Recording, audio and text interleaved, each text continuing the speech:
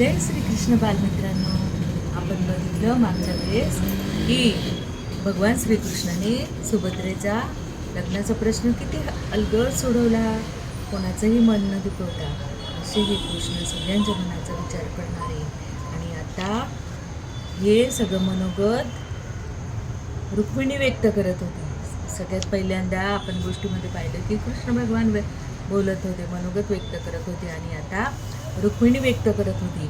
आणि आता आपण तिसरा भाग बघूया की हा दारुक हा जो कोण होता, तर भगवान श्रीकृष्णाच्या रथावरचा सारथी, गरुडध्वज रथाचा सारथी. कंसवधानंतर आजही मला तो क्षण स्पष्ट आठवतो, अगदी कालच घडून गेल्यासारखा. आता हा दारुक हा त्यांचा जो सात्यकी होता, तो त्याचं मनोगत व्यक्त करतोय. त्या रूपात आपण कृष्णाला समजून घेणार आहोत. तर त्यांनी सांगितलं की लक्षात ठेवा, वाढ व विकास ही जीवनाची लक्षणं आहेत. एकदा तर न राहून मी त्यांना विचारलं की वाढ म्हणजेच विकास नाही काय? तसं नेहमीचे लांगवी हसून ते म्हणाले की दारुका, वाढ म्हणजे आकाराची, बाहेरची, शरीराची वृद्धी, विकास म्हणजे संस्कारांनी घडविलेल्या मनाची वृद्धी. त्यांना या जीवना तत्वाचा मी पुरेपूर अनुभव घेतला. त्यांच्या भेटीपासून मलाच जाणवावा असा आमूलाग्र बदल झाला. मगधातील गंगा काठच्या प्रदेशापर्यंत पोहोचत होते. स्वामींनी मला जी अश्वगीता शिकवली ती तर मी कधीच विसरू शकलो नाही. घोडा हा सर्वाधिक गतिमान धावणारा प्राणी आहे. पण कृष्णाने काय सांगितलं की घोडा तर धावतोच, पण त्याच्यासोबत आपलं मन सुद्धा घोड्या नाही पण मन असतं. ते डोळे, कान, शेपटीची सळसळ यातून आपले विचारच बोलत असतात. ते जाणून घेणे हे खरं सारथ्य आहे. म्हणजे घोड्यापेक्षा गतिमान आहे ते माणसाचं मन. त्याला वळण लावून वागविणं हेच खरं सारथ्य. विसरू नकोस, घोड्यांनाही मन असते. ते आपल्या हालचालीहून आपलं मन व्यक्त करतात. माझी पत्नी हयमती म्हणजे दारुकाची, जीवनभर मला सावलीसारखी साथ देणारी माझ्या दारुकी, हयकेतू, हयग्रीव व दारुकाक्ष या पुत्राची प्रेमळ माता. म्हणजे आमचा ज्येष्ठ पुत्र दारुकी, स्वामीचा प्रथम पुत्र प्रद्युम्नपेक्षा थोडा वडीलधारा होता. तो पुढे त्याच्याच रथाचा सारथी झाला. प्रद्युम्नचा सारथी कोण झाला, तर दारुकाच्या मुलगा दारुकाक्ष. आणि त्यांच्या मुलीचं नाव होतं दारुका. आणि ही पण कोणाची मैत्रीण झाली, कृष्णाची जी मुलगी होती चारुमती, तिची जीवलग मैत्रीण झाली.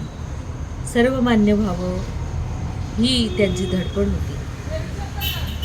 तर अशा भगवंत कसा आहे, तर तो प्रेमाचा भुकेला आहे.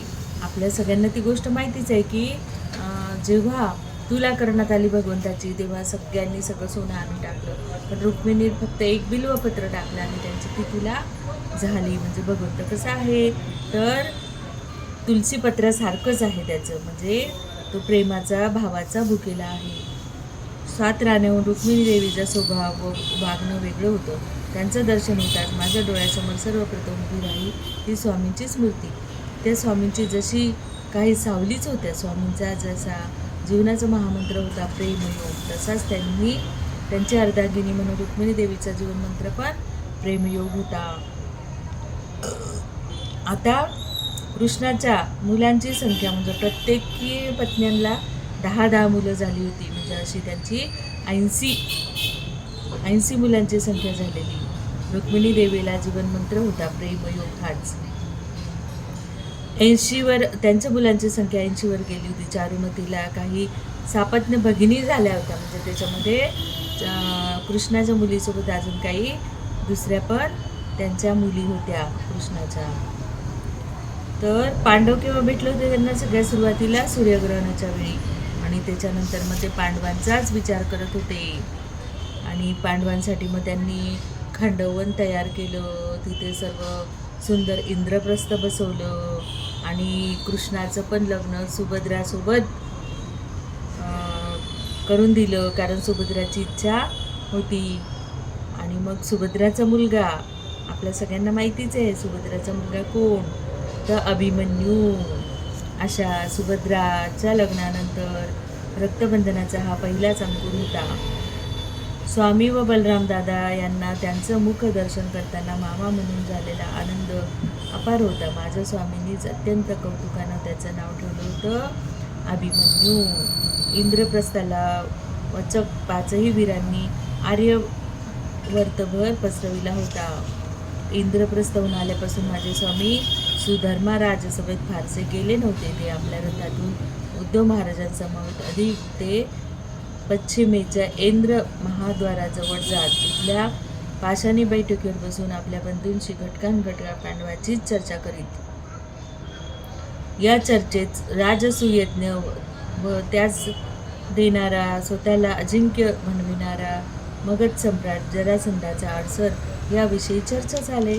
आणि मग त्यांनी बघितलं की हा जरासंध जो होता तो खूप असुरना वृत्तीचा होता आणि त्यांनी 80 मगध राजांना आपल्या जेलमध्ये टाकलं होतं आणि त्याला 100 राजे जेलवासात टाकून त्यांना त्याचा यज्ञात बळी द्यायचा होता. असा हा अवघड जरासंध होता. आणि आता याला काहीतरी धडा शिकवला पाहिजे म्हणून भगवान श्रीकृष्णांनी काय केलं की ते इंद्रप्रस्थाला गेले आणि त्यांनी सांगितलं की तुम्ही ऋषींना सांगितलं, धौम्य ऋषींना, ते त्यांचं कुलगुरू होते, त्यांना सांगितलं की तुम्ही या तिघांना असं तयार करा. कोण? अर्जुन आणि भीम. की ब्राह्मण वेश घेऊन यांनी जरासंधाच्या राज्यात जायचं आहे. त्याच्यासोबत श्री पण गेले होते, म्हणजे श्रीकृष्ण पण गेले होते ब्राह्मण वेशामध्ये. आणि याचा काटा काढायचा होता जरासंधाचा, म्हणून ब्राह्मण वेशासारखं सगळं अनुकरण करून, डोक्याचं टक्कल करून, शेंडी ठेवून, ते वर ठेवतात ते तसं ठेवून, आणि ते गळ्यामध्ये जानवं घालून, म्हणजे पूर्ण ब्राह्मण, म्हणजे ते ओळखूच येत नव्हते की अर्जुन आणि कृष्ण तर सारखे दिसत होते आणि भीम पण पूर्ण ब्राह्मण वेशात होता. आपली दाढी बिडी काढून आणि केस बिसही करून सगळा ब्राह्मण वेश. तिन्ही योद्धे राजवेश सोडून ब्राह्मण वेश धारण करणारे होते. मगध सम्राट जरासंधानाच आमंत्रणावरून शतशीर्ष यज्ञासाठी पाचारण केलेले काशीचे अधिकृत पुरोहित म्हणूनच ते गिरिव्रजात प्रवेशणार होते. मी मागध सारथ्यांचा वेश करून शक्य असेल तेवढं त्यांना राजवास्तूपर्यंत आत नेऊन सोडणार होतो. आजवर गुप्तचरांना जी माहिती कधीच मिळाली नाही ती हे तिघे वीर योद्धे कौशल्याने उचलणार होते. सर्व कार्य पूर्ण होताच मागधाच्या अश्वशालेत वास्तव्य केलेल्या मला संकेत मिळणार होता. मग एके दिवशी मगधाच्या पुरोहितासमोर उभा ठाकून मी निरोप देणार होतो.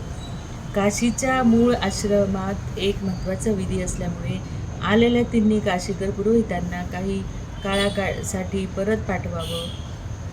आले तसे ते तिघी योद्धे गिरिव्रजाबाहेर पडणार होते. मग पांडवांचं इंद्रप्रस्थ, द्वारका आणि त्यांचे मित्रगण राज्यात एकत्र येणार होती. जरासंधानं कोंडलेल्या राजाच्या पौरजनांना त्या राजाच्या मुक्तीचं आव्हान करून त्यांचंही सहाय्य घेणार होती. मग दावर अटीतटीच्या निर्णयीचा आघात करणार होता. हा अभिनयाचा दुसरा टप्पा होता. कोंडलेल्या 86 राजांची मुक्तता हा प्रमुख उद्देश होता. त्यासाठी जरासंधाचा निपातही अनिवार्य होता. असे हे तिघजण ब्राह्मण वेश घेऊन हे मागधी महाद्वार ओलांडताच आमच्या चपड हालचाली सुरू झाल्या. तिघही वीररथातून खाली उतरले आणि ते जरासंधाने 4ही सेनापती गुठाळ्यात पडले होते. शतशीर्ष यज्ञासाठी काशीहून आलेत म्हणणाऱ्या ब्राह्मण पुरोहितांनी टंका कक्षावर चढून टंके का पिटावेत. त्यांनी तिघाही ब्राह्मणांना धक्के देत काही वेळातच आपल्या सम्राटासमोर उभे केले. योगवाना सम्राटच मध्य कितीतरी उतरलं होतं. त्यानं दरडावून धिप्पाड असलेल्या वायुपुत्रावर डोळे रोखून करडं विचारलं. वायुपुत्र म्हणजे कोण माहिती आहे का? भीम. इथं कशासाठी आलात? उत्तर मात्र भीमसेनाऐवजी माझ्या स्वामीने दिले. फिरत चाचरत घाबरत महाराज आम्ही तीर्थक्षेत्र काशी आलो. आपल्या शतशीर्ष यज्ञाची वार्ता ऐकून तिघेही चारी वेद पाठक आहोत. यज्ञीय सर्व विधी बारकाव्यासह जाणतो. कृपा झाली तर महाराजांचा यज्ञविधी यथासांग सविद्य पार पाडू देतील. ती दक्षिणा आनंदानं स्वीकारून महाराजांना त्यांच्या परिवाराला आशीर्वाद देऊन काशीला परतू. मग त्यासाठी आमच्या राजपुरोहितांना भेटण्याऐवजी डंके कशाला पेटवितात? महाराज आपल्या अजिंक्य कीर्ती डंक्याची नांदी आम्ही काशीत ऐकली आहे, अर्जुन मध्येच म्हणाला. आणि मग असे ते एके दिवशी सकाळी आम्हा तिघांना स्वामी द्वारकाधीशांनी अंतिम निर्णय सांगितला. इथलं कार्य आटोपलं आहे. वायुपुत्र भीमसेन आणि दुर्योधन अर्जुन यांची पुरोहित म्हणून रितसर अतिथीगृहात सोय झाली.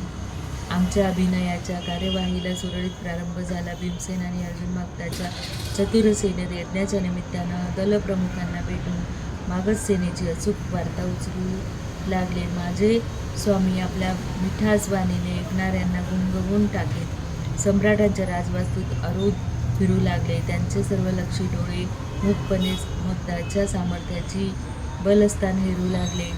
तिघांकडून उचललेल्या वार्ता सारथ्याच्या खास अतिथीगृहातील मार्गे पेरलेल्या गुप्तचरामार्फत सात्यकी अनादृष्टी यांना पाठवू लागलो. चांगला सप्ताह उलटला. मध्यंतरी स्वामी जरासंधपुत्र सहदेवाच्या निकट सहवासात गेले होते. वाग्दाच्या मित्रमंडळातील सर्व प्रमुख मणिगण त्यांच्या परिचयाचे झाले होते. सहज बोलताना चारही वेदातील उपनिषदातील संस्कृत दाखल धडाधड देणारे स्वामी सर्वांना आदरणीय झाले होते. सकाळी अर्जुनाशी, दुपारी भोजनानंतर भीमसेनाशी व सायंकाळी संध्यावंदनाच्या वेळी स्वामींशी माझी गाठ भेट होई. त्यावेळी आम्ही दबक्या आवाजात सौराष्ट्रीत बोलत असू. एकमेकांना घडलेला इति वृत्तांत देत असू. तर असं कृष्णाने सगळं रचनात्मक जरासंधाच्याच राज्यात जाऊन त्याला आपण पुढच्या गोष्टीत बघू कसा वध केला. तर जय श्रीकृष्ण.